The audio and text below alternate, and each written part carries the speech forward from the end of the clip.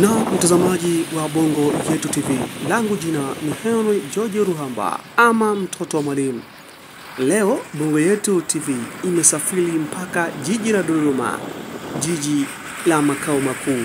Wagogo husema mbukwenyi mbukwenyi, na hiyo ndio salamu ya Kigogo.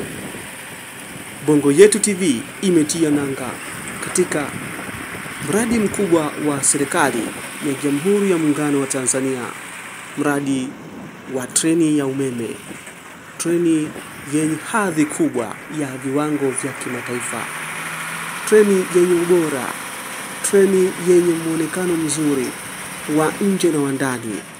Serikali imewekeza fedha kubwa kwa ajili ya Watanzania, na sasa Bongo Yetu TV inakupeleka moja kwa moja ukaweze kutazama mazingira ya mradi, mazingira ya treni ya umeme.